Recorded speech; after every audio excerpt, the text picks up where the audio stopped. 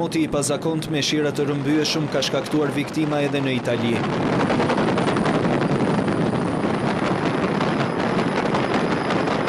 Si pasojë e rrëshqitjeve të tokës, 3 viktima raportohen në një komunë në rajonin e Venetos.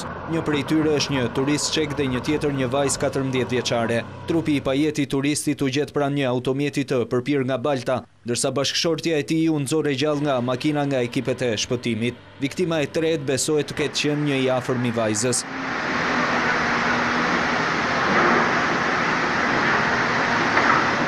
Si pasojë e rreshjeve, komuna e Cortinës është izoluar. Janë përmbytur dhe shumë shtëpi e dyqane. Rrëshqitje toke ka patur dhe në zona të tjera të rajonit të Venetos që janë izoluar.